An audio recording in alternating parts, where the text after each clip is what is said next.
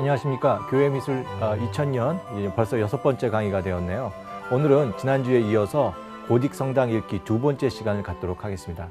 지난주에 우리는 고딕성당이 어떻게 만들어지고 그것이 가지는 문명사적 의미에 대해서 한번 짚어봤습니다.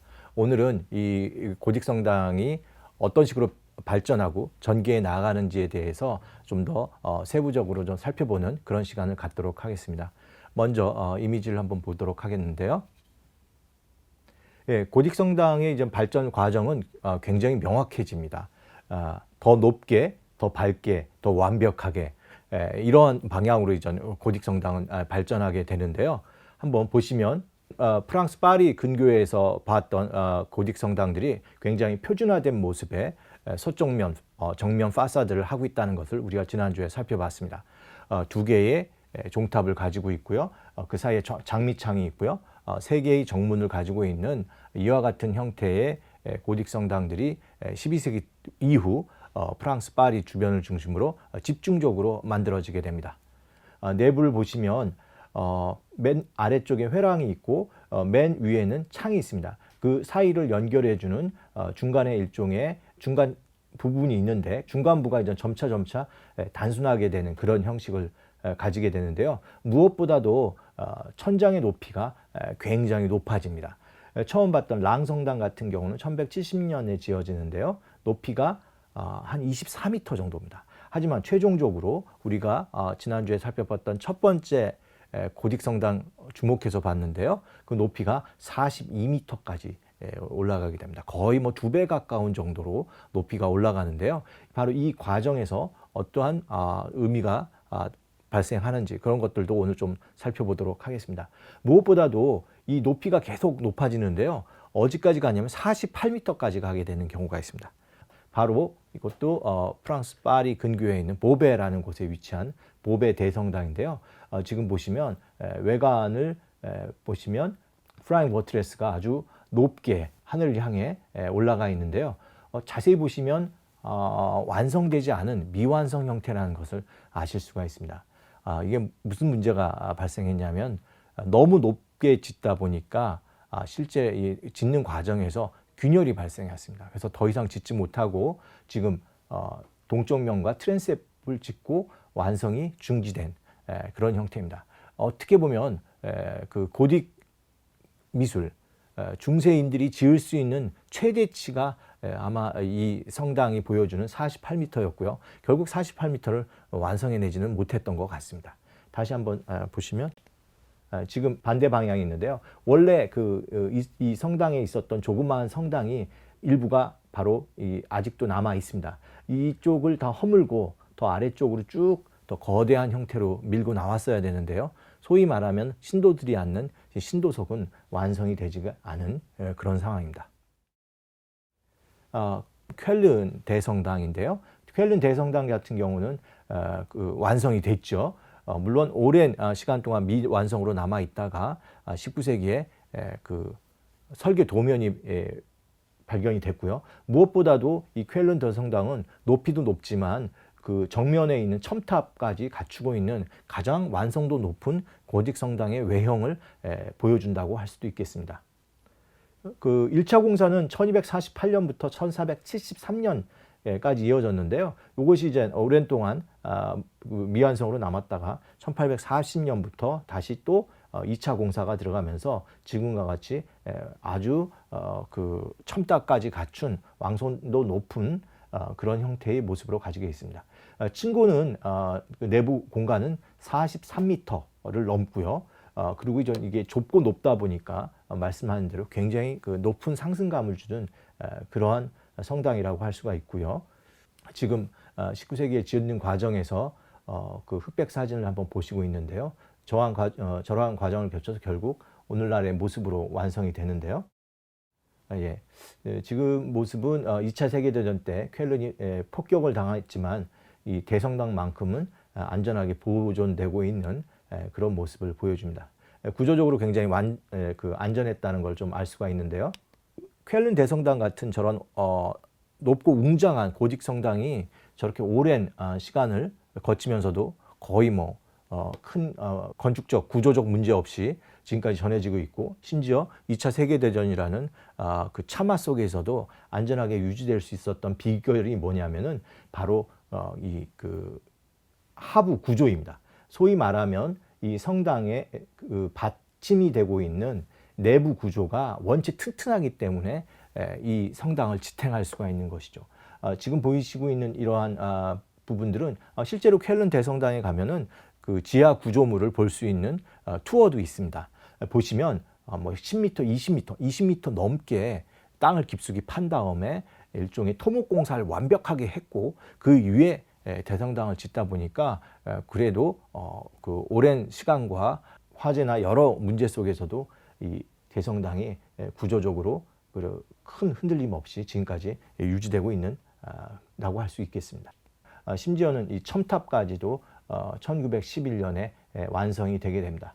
첨탑을 갖춘 우리가 대성당은 좀 드물게밖에 볼 수 없었지만, 이 내부에 보시면 그 첨탑이 그 돌로 제작된 걸 알 수가 있습니다. 이런 그 돌을 깎아 갖고 지금 이런 높은 첨탑이 완성이 됐는데요.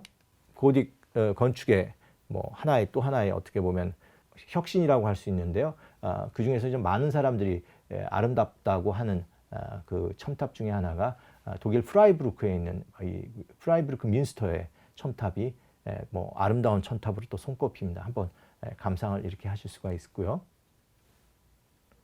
내부의 모습을 보면 돌들을 깎아 올려서 붙여서 만들었다는 것을 다시 한번 확인할 수가 있습니다. 자, 이제 오늘 고딕 성당을 좀 더 깊게 이해하는 시간을 또 지금부터 갖도록 할 텐데요. 어떻게 하면 저렇게 높고 웅장한 거대한 성전을 지을 수 있을까? 이 질문을 한번 던져보고요. 벽, 지붕, 창, 문 하나하나씩 지금부터 살펴보도록 하겠습니다. 그 벽을 세운다라는 거, 이거 어떻게 보면 굉장히 단순한 거지만 높은 벽을 세운다라고 하면 문제가 좀 복잡해집니다. 첫 번째는 아주 단순한 형태의 벽이고 창이 있는 것일 텐데요. 높은 벽을 세우는 방법은 벽을 두껍게 하면 됩니다. 두 번째 방법이 될 텐데요. 하지만 더 높고 견고하게 이 벽체를 세운다면 세 번째 방법이 또 가능할 수가 있을 것 같습니다. 일종의 지지대 같은 별도의 벽체를 세워서 높은 벽을 또 쌓을 수도 있는 거죠.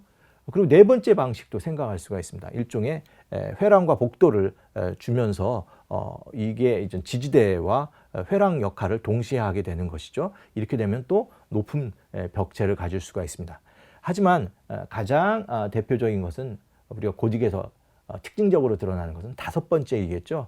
회랑과 복도가 있고요. 그 위에 그 버트레스라고 하는 지지하는 그 축을 더 높이 쌓아 올리고 거기서 그 벽 쪽으로 일종의 브릿지를 만들어내는 겁니다. 이렇게 되면 이 다섯 번째가 사실 고딕 성당의 우리가 외관으로 봤던 그런 예가 됩니다. 하나하나씩 한번 잠깐 살펴볼 텐데요. 특히 우리가 네 번째 같은 경우는 초기 교회에서부터 등장하는 소위 바실리카 형태의 그 성당 구조물에서 확인할 수가 있습니다. 지금 여러분이 보시고 있는 이 로만 바실리카 형태는 아마도 그 성 베드로 성당 4세기 때 지어졌던 베드로 성당의 모습과를 기초로 하고 있는데요. 여러분이 보시게 되면 중앙에 신도들이 앉아 있는 쪽은 매우 높습니다. 하지만 이 벽을 양쪽에 있는 일종의 복도 회랑이 그걸 지지하고 있는 형태입니다. 어떻게 보면 2층을 1층 구조물로 보완하는 그런 형태라고 할 수가 있겠고요. 초기 교회에서부터 그 교회 건축에서 자리 잡은 형태라고 할 수 있습니다. 그리고 위에도 이전 창을 갖게 되기 때문에 항상 양쪽에서 채광 통풍이 비교적 용이한 그런 형태의 건물이라고 할 수가 있겠습니다. 라베나에 있는 산 조바니 성당을 보시는데요. 이게 5세기, 6세기 때 이런 형태의 형식을 한 바실리카 형태의 성당입니다. 맨 그 제대 쪽에 그 반원형 호의 앱스가 지금 보이는데요. 뒤쪽으로는 또 창문이 있습니다. 무엇보다 우리 신도석을 보게 되면 양쪽엔 회랑이 있고 위에 그 높은 천정과 함께 양쪽으로 창이 있습니다. 2층 창 또는 고층 창이라고 하는 클레어스토리라고 하는 부분인데요. 이렇게 되면서 해가 떠 있는 한 양쪽으로 빛이 들어오면서 그 교회 내부는 굉장히 밝고 명랑한 공간으로 넘어가겠습니다. 그리고 이 높은 2층의 내부 구조를 양쪽 회랑이 버텨주고 있는 그런 형태의 초기 바실리카 형태의 지금 성당을 보시고 계십니다. 예, 큰 벽을 세우는 건데요. 이거 아마 툴루즈에 있는 생제르망 성당을 보시고 있는데요. 예, 맨 앞쪽의 정면을 보시면 지금 뭐 축대 보호대처럼 이걸 우리가 이제 버트레스라고 하는데, 버트레스가 이렇게 쭉 서면서 높은 그 벽체의 높이를 보강하는 그런 형태에 있습니다. 우리가 뭐 여기저기서 만날 수 있는 그런 형태의 벽체 세우기 방식인데요. 예, 여기는 어디입니까? 아마 우리한테 너무나 익숙한 곳이기도 한데요. 명동 대성당입니다. 여기 보시면 창과 창 사이에 튀어나와 있는 부분이 방금 본 버트레스라고 할 수 있는 부분입니다. 그러니까 창과 창 사이마다 버트레스가 들어가면서 이 벽체를 보호해주는 그런 형태라고 할 수가 있겠습니다. 예, 고딕의 상승감을 우리가 준다면 바로 이 높이 계속 1m라도 더 높게 좀 가려고 하는 그런 모습들이 있는데요. 우리가 지금 오늘 살펴본 쾰른 대성당 같은 경우가 43m 이상 되는 굉장히 그 높은 층고를 좀 보여주고요. 거기서 좀 느껴지는 여러한 느낌들, 이런 것들은 또 다시 제가 좀 말씀을 드리도록 하겠습니다. 그래서 이러한 높이 아미양 성당 42, 쾰른 성당 43m까지 올라가는 그러한 어떤 그 고딕이 시간이 갈수록 이 층고가 높아지고 웅장해지는 그런 모습들을 또 우리가 확인했는데요. 예, 그리고 이때 나오는 게 바로 프라잉 버트레스라고 하는 것이죠. 그래서 신도석은 저렇게 좁고 높아지면서 그 바깥쪽으로 이 구조물을 지탱하는 지지대가 쓰게 됩니다. 특히 이 높은 곳까지 지지대를 붙여야 되기 때문에 뭐 하늘에 떠 있는 난간처럼 보이겠죠.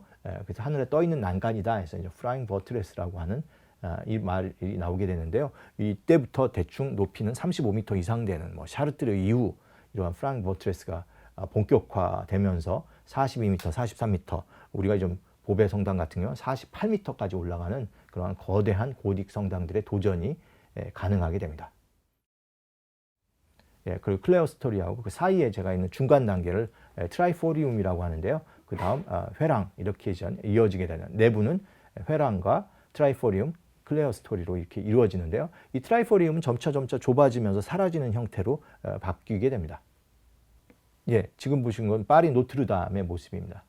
쭉 보시면 그 제대 쪽에서부터 트랜셉, 그리고 멀리 두 개의 종탑이 보이게 되는데요. 우리의 눈을 끌어들이는 것은 외관을 보이는 프라잉 버트레스의 모습들입니다. 바로 이 프라잉 버트레스가 있고요. 그 각 버트레스는 피나클로 장식되어 있고 일종의 하늘을 떠 있는 브릿지처럼 올라가면서 그 벽체를 지지하고 있습니다. 왜 이렇게 바깥쪽에 그 과도할 정도로 많은 구조물을 넣는다라는 거에 대해서 약간 비판적으로 보시는 분도 있는데요. 실제로 이게 좀 구조적인 역할뿐만 아니라 태풍에 준하는 강한 바람이 불어도 이 높은 건물이 흔들리지 않게 보호할 수 있기 때문에 그렇게 좀 우리가 보기에는 좀 과할 정도로 많이 그 보조 장치가 들어갔다고 생각하실 텐데, 이 건물을 안전하고 보다 반석 위에 올려놓기 위해서는 필요한 조치였다고 볼 수가 있겠습니다. 프라잉 버트레스를 지금 파리 노트르담에 가서 보시면 이런 회랑 쪽으로 나가서 2층에 올라가시는 이러한 모습으로 지금 되어 있습니다. 그래서 뭐 보시게 되면 아마 굉장히 반가우실 거라는 생각이 드네요. 이제 고딕 성당의 벽체를 살펴봤는데요. 고딕 성당의 꽃이라고 할 수 있는 천장에 대한 이야기들을 좀 해보도록 하겠습니다.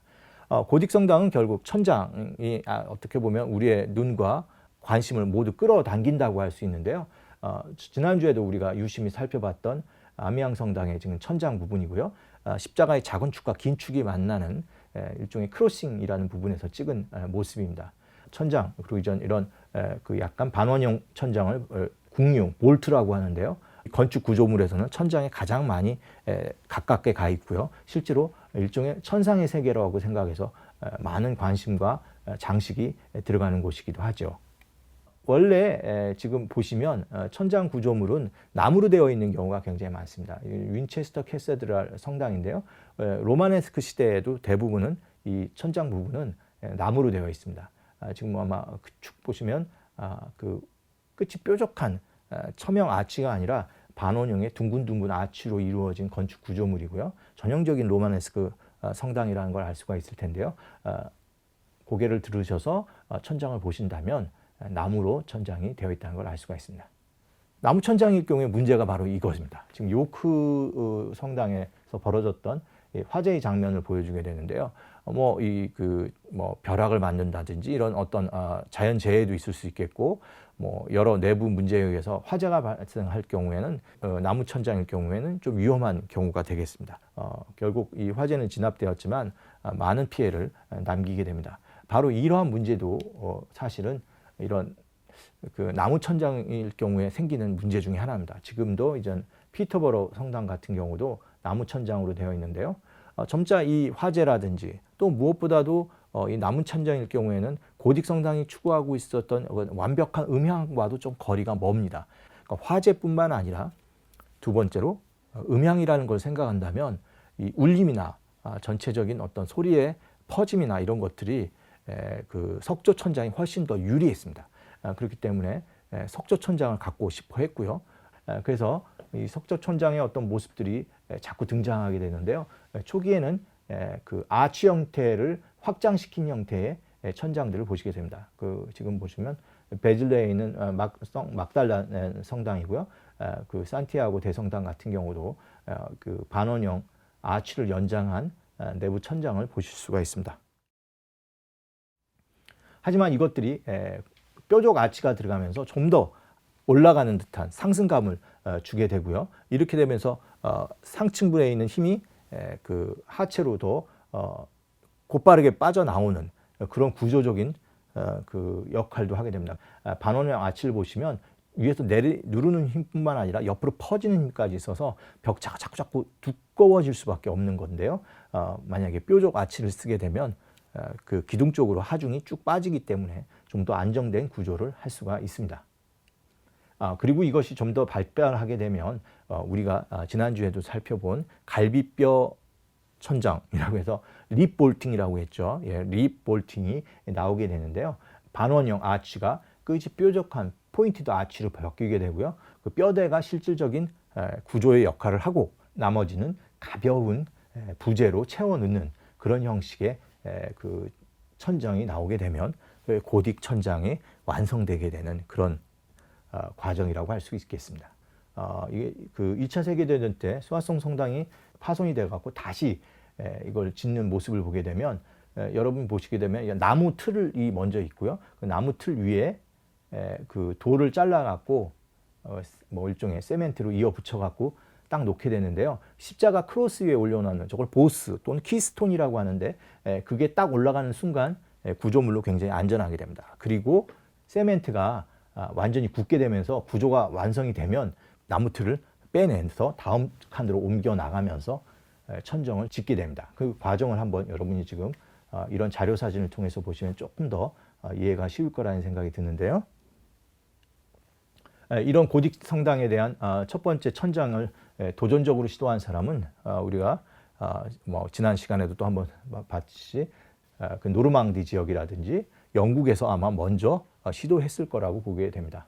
여러분이 보면 생테티엔 그 아베이 오무라고 했던 깡에 있는 저 성당을 보시면 아마 그 건물은 1060년에 지어졌고 천정 구조물 같은 경우는 1110년 경우에 지어졌을 거라고 보는데요. 지금 저렇게 아름다운 석조 천장을 하고 있습니다. 이런 어떤 기술이 프랑스 파리 중심까지 알려지게 되면서 이런 완성된 고딕 성당에 이제 나오게 되는데요. 흥미로운 것은 이런 건축적 실험들을 노르망디에서 노르망 왕조가 하고 있었다라는 것도 흥미롭습니다. 이거는 더람 성당 같은 경우인데요. 여기도 노르망 왕조가 영국을 지배하고 나서 영국 그 북부 지역에 지었던 성당을 보시게 되면 포인티드 아치도 보이고 벽체와 벽차에 X자로 넘어가는 구조물도 아주 초기의 형태지만 잘 보이는 그런 모습입니다.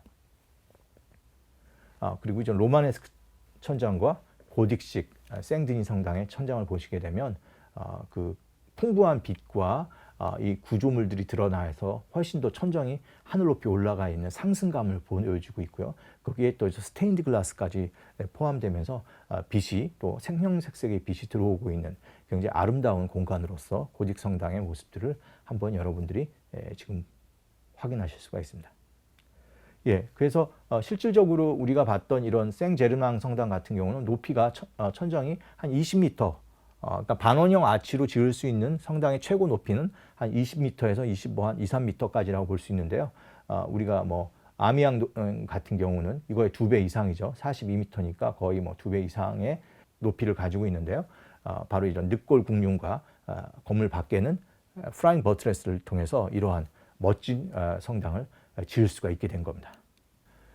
이 정도까지 보게 되면은 고딕 성당에 대한 그 이해가 좀 굉장히 높다고 할 수가 있는데요. 고딕 성당이 초기에는 6분 볼트라고 해서 그 두 칸을 하나로 묶는 방식으로 이어졌습니다. 여러분이 보시게 되면 X자 선에 그 보스라고 하는 돌이 하나씩 보일 텐데요.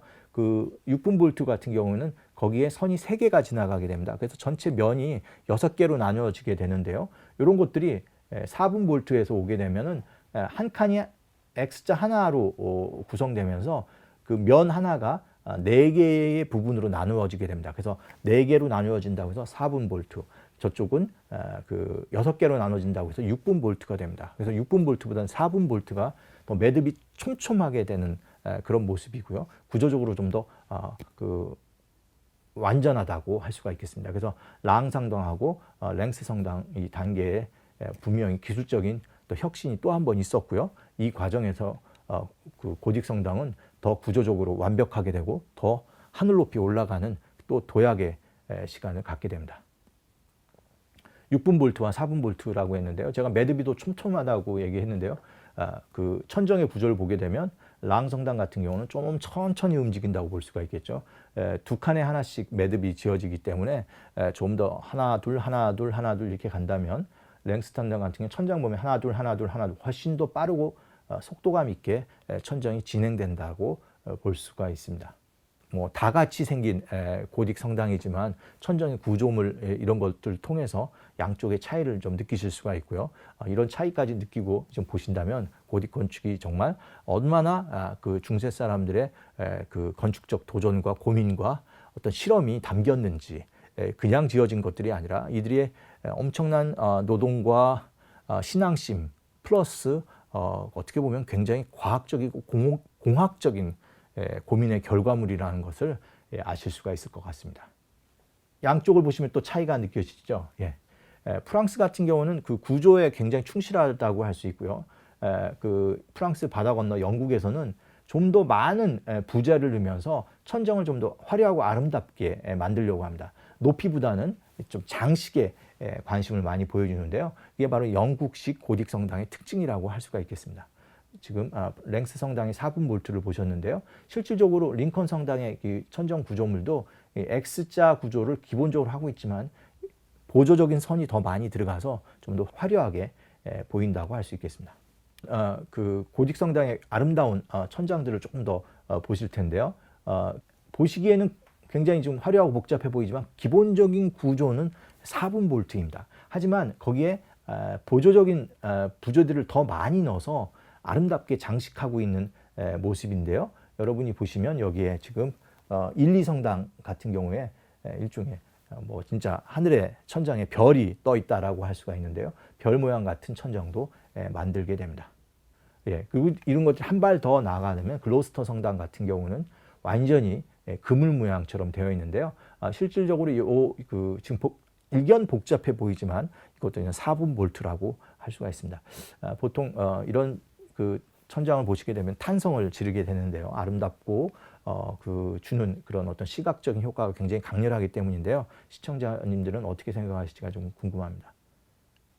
지금 이러한 구조물도 좀 보이게 되는데요. 1, 2성당입니다. 계속해서 비록 목조 천장이 들어간 부분도 있지만 여러 가지 이런 것들이 어우러져 굉장히 화려하고 장식적인 그런 고딕식 천장을 모습인데요. 이게 영국에서 보입니다. 그리고 심지어 이러한 천장도 있습니다. 그러니까 윗칸과 아랫칸이 어긋나 있는 그야말로 엇박자 천장이라고 해서요.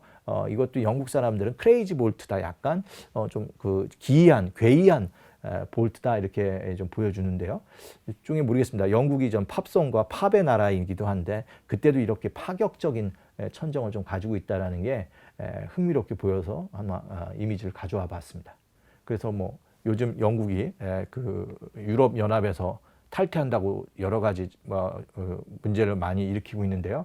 좀 브렉시트라고 하는 건데요. 영국이 이미 이때부터도 자기 고유의 표현들을 좀 가지고 있지 않았나, 그런 생각이 들어서 한 번 더 영국식 천장과 프랑스식 천장을 한번 비교해 보는 시간을 또 한번 가져봤습니다. 아미앙 성당의 크로싱과 일리 성당의 크로싱인데요.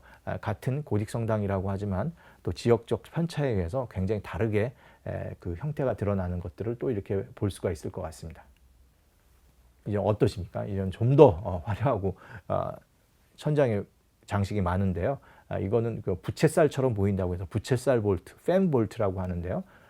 영국 캠브리지에 있는 킹스 칼리지 채플에도 이런 모습이 보이게 됩니다. 지금 이런 모습인데요. 어떤 한번 감상을 해보시죠.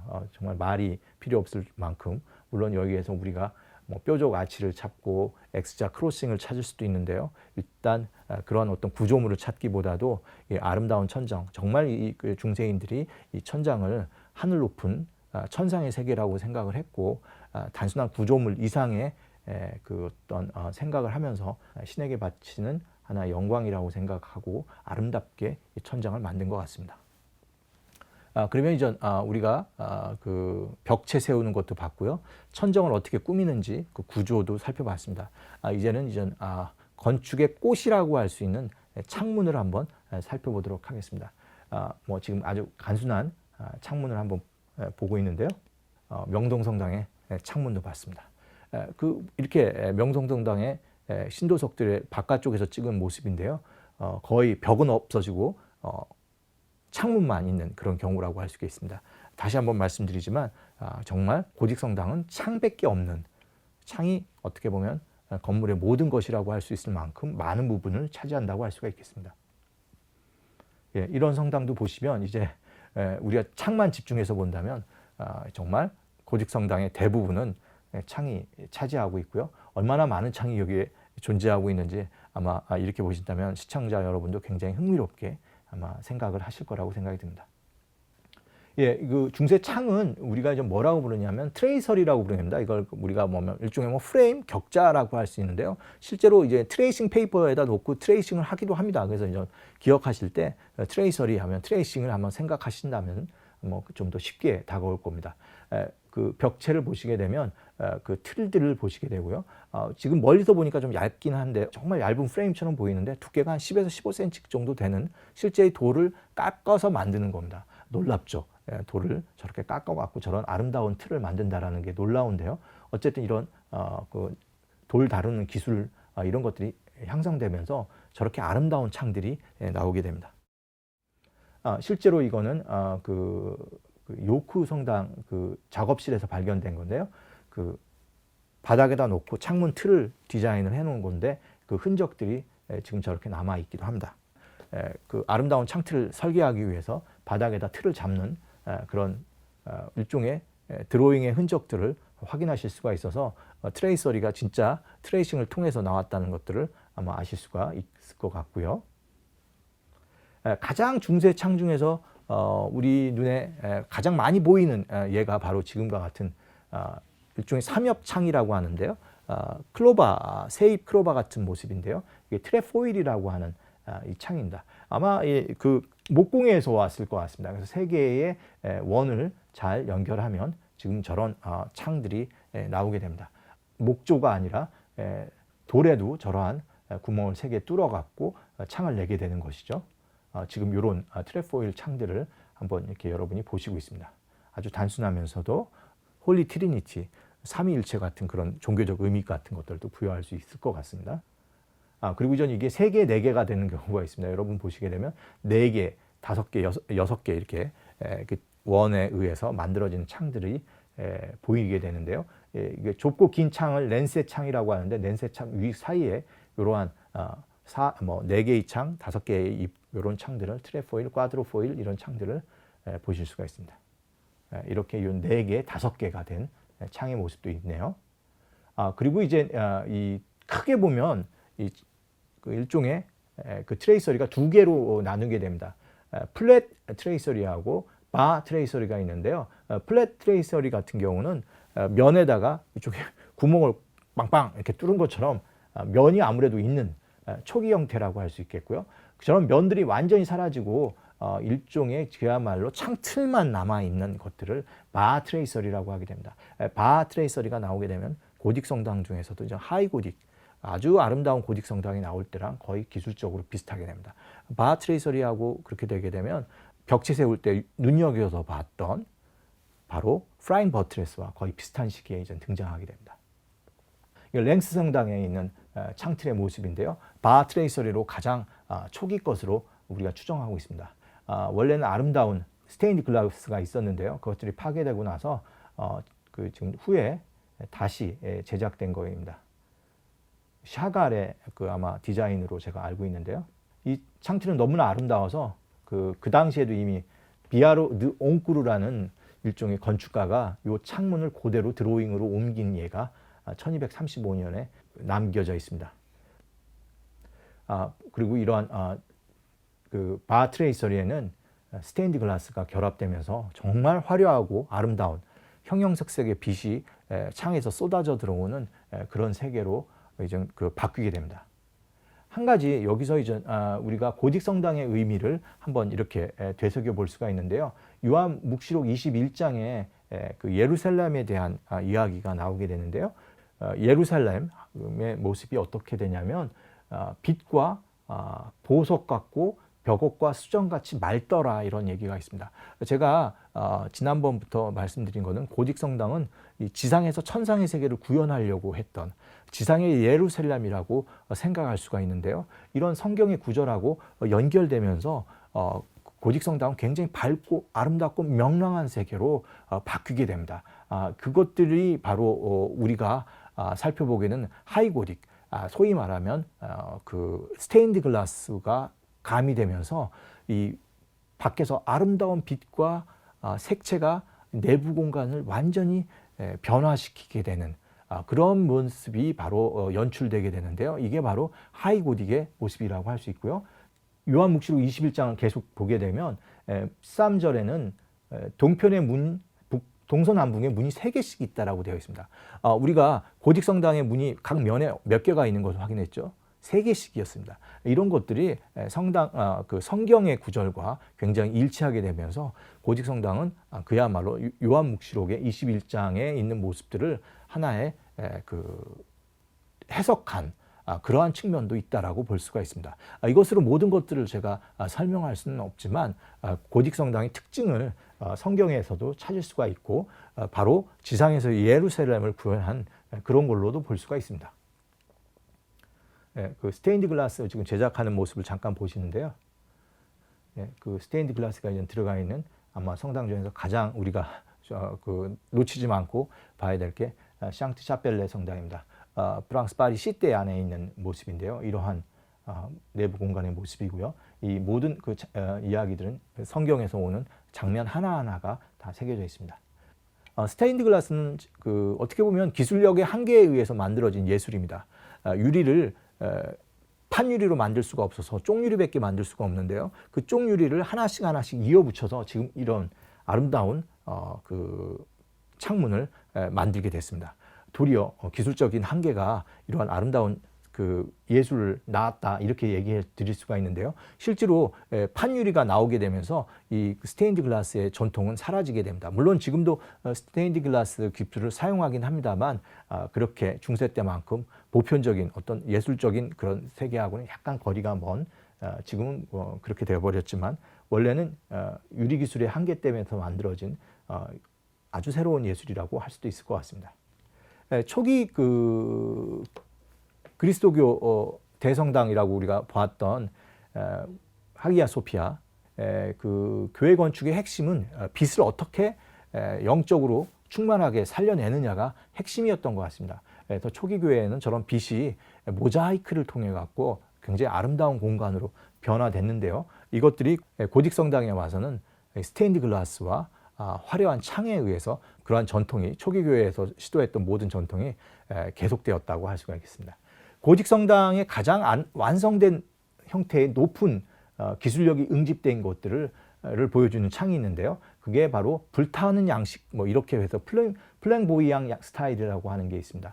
여러분이 보시면 저런 장미창에서 보이는 불꽃 타오르는 그런 모습들인데요. 저런 것들이 보이게 되면 굉장히 한 14세기, 15세기까지도 볼 수 있는 굉장히 고도의 기술이 응축되어 있는 그 트레이서리 양식이라고 할 수 있겠는데요. 실질적으로 이렇게 불타오르는 불꽃처럼 보이는 이런 창문들이 나오게 됩니다. 이게 이제 플랭보이앙 양식이라고 제가 말씀을 드렸고요. 그런 창들이 내부 공간에는 스테인드 글라스와 연결돼서 굉장히 아름다운 그 빛과 어떤 색채의 세계를 연출하게 되는데요. 그런 창들을 지금은 아미앙 성당에 있는 장미창입니다. 이거는 그 영국에 있는 링컨 성당에 있는 그 창문인데요. 영국 같은 경우는 좀 더 그 자연스러운 어떤 나무나 이런 틀의 형식을 보여주는데요. 내부에서 보시면 이렇습니다. 혹시 그 나무 안에 하트 모양도 보이십니까? 예, 그런 것들이 이 창이 주는 아름다움이라고 할 수 있는데요. 좀 더 하트가 강화되어 있는 모습들을 또 보실 수도 있습니다. 그래서 굉장히 아름답고 여러 가지 또 고기 안에 숨은 그림 같은 여러 이미지들을 숨겨놔서 또 그 감상하는 그 즐거움을 더해주는 것 같습니다. 그리고 영국식 같은 경우는 아주 단순한데 좀 더 화려해졌다가 좀 더 그 수직 수평에 교차되는 그런 모습으로 변화되는 그러한 변화의 과정을 보여주게 되는데요. 저런 초기 형식에서부터 장식형 스타일, 그 다음에 퍼펜디큘러라고 해서 수직 수평의 어떤 그런 직각이 강조되는 창으로 좀 발전해 나가는데요. 어느 성당에 들어가 갖고 저러한 그 창들의 어떤 변화까지 읽어낸다면 그 고딕 건축에 대한 이해가 굉장히 깊어지신 그런 단계라고 할 수가 있겠습니다. 실제로 이제 창을 보면 이 건물이 언제 지어졌고 어떤 그 메시지를 담으려고 했는지까지도 이제 알 수가 있는 그런 단계가 되는 겁니다. 지금 우리가 아까 그 그물 천장을 살펴봤던 캠브리지 성당에 있는 킹스 칼리지 채플인데요.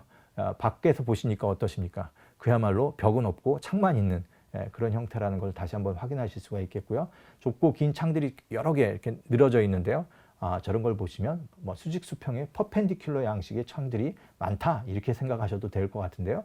이러한 전문적인 용어에 대한 설명이 필요 없어도 이렇게 늘 들어가서 보시면 이런 아름다운 창과 천정이 우리의 눈을 끌어당긴다 이렇게 말씀드릴 수 있을 것 같습니다. 그리고 고딕 성당의 핵심이라고 할 수 있는 게 바로 문입니다. 고딕의 성당의 문은 고딕 성당이 천국이기 때문에 바로 천국으로 들어가는 문이다 이렇게 얘기할 수가 있는데요. 돌에 새긴 성경이라고 할 수 있을 만큼 성경의 이야기가 풍분히 들어가 있습니다. 이렇게 풍부한 세계를 한번 보시는 것도 굉장히 흥미롭고 재미있는 시간이 될 수 있을 것 같은데요. 지금 왼쪽의 모습은 로마네스크 초기에 우리가 팀파늄 조각을 보는데요. 오른쪽이 고딕식입니다. 결국 아미앙 성당을 보시게 되면 그 등장인물이나 조각이 훨씬 더 화려하고 복잡하게 들어가 있는 그런 예를 확인하실 수가 있죠. 지금 그 아미앙 성당의 모습인데요. 이 문이 3개가 되어 있고요. 이 문 안에는 맨 틀 위에 팀파늄이 있고 그 위에 웅장한 아치볼트가 쭉 앞쪽으로 뻗어 나오면서 수없 없이 많은 조각이 자리하고 있게 됩니다. 서쪽 면, 남쪽 면, 북쪽 면에 다 3개씩 문이 가지고 있습니다. 총 9개의 문을 가지고 있는데요. 그 성경에는 12개라고 했는데요. 그 실제로 그와 비슷한 형태를 고딕 성당이 실제로 갖고 있습니다. 이게 뭘까요? 예. 실질적으로 지금 우리가 보는 거는 이런 모습인데요. 그 당시에는 채색이 됐을 가능성이 매우 높습니다.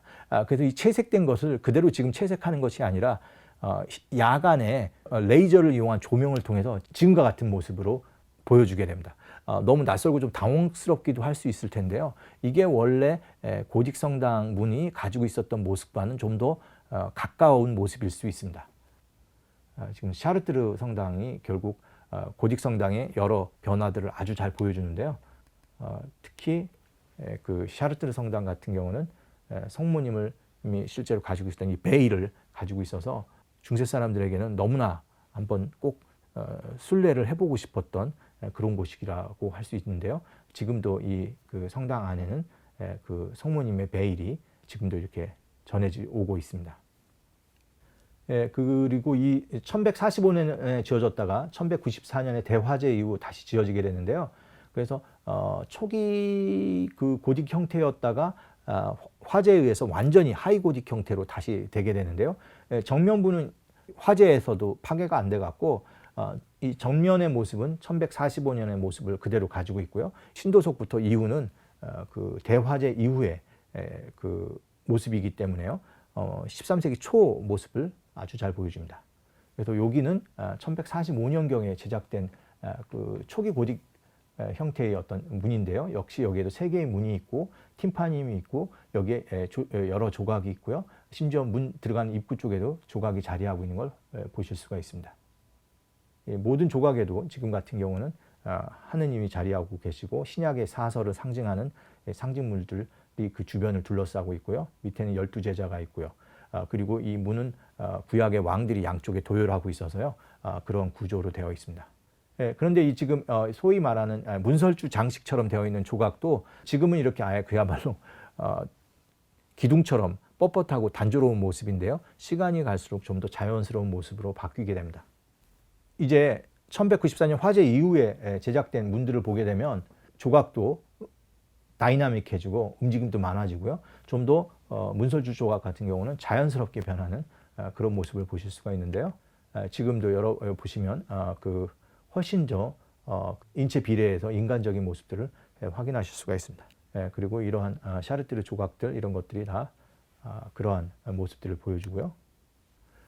여러분이 보시게 되면 초기에서부터 점차 좀 더 한 발 더 인간의 비례에 맞게 고딕 조각들이 변화하는 모습들을 이렇게 확인하실 수도 있습니다.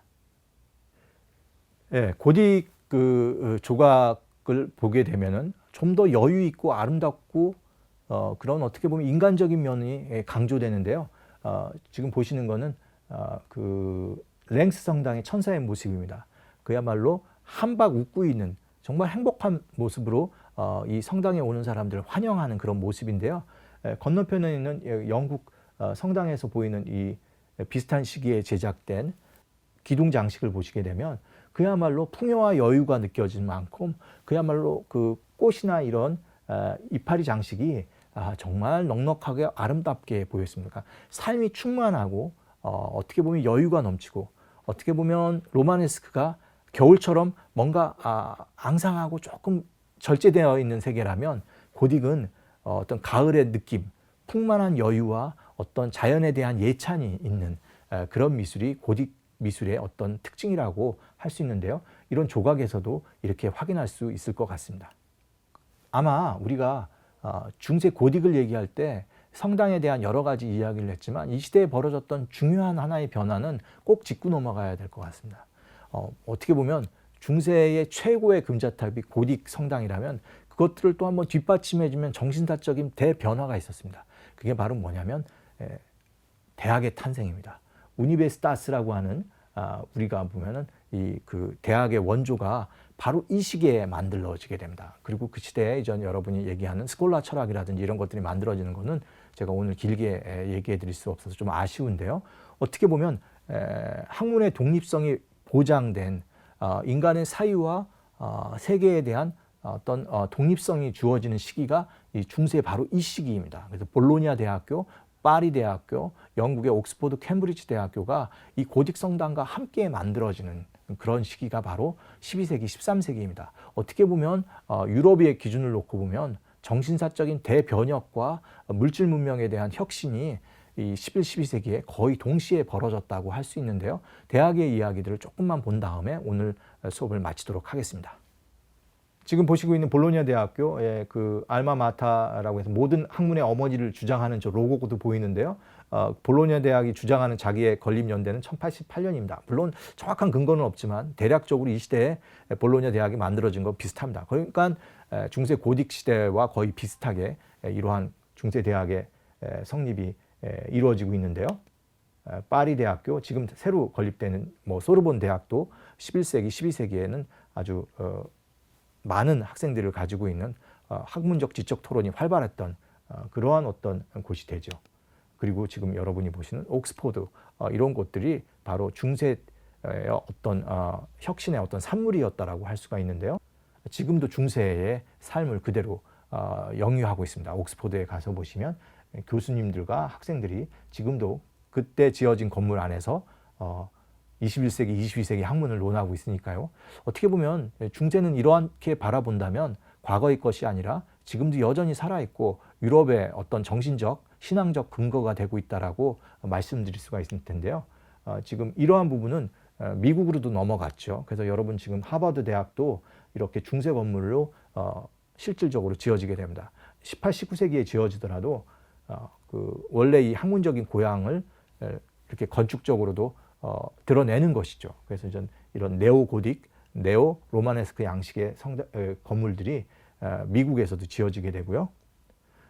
이런 것들이 한국에 와서도 20세기 초에 대학이 지어질 때 바로 중세를 기준으로 했습니다. 지금 고려대학교 건물이라든지 본관 건물이라든지 지금 이런 것들은 여전히 중세의 어떤 대학의 모습을 하고 있고요. 그래서 우리나라 한국 대학 중에서도 전통이 있는 대학의 경우는 이런 식으로 중세의 모습을 하고 있습니다. 오늘 제가 중세 고딕을 배경으로 해서요. 현대까지 이러한 중세가 어떻게 영향을 끼치는지를 한번 살펴봤는데요. 과연 중세는 과거의 것이 아니라 여전히 서양 문명의 근간이자 지금 우리의 어떻게 보면 정신사적인 삶에서도 영향을 끼친다라는 것들을 제가 마지막에 좀 강조를 했습니다. 그러면 오늘 강의는 여기서 마치도록 하겠습니다. 감사합니다.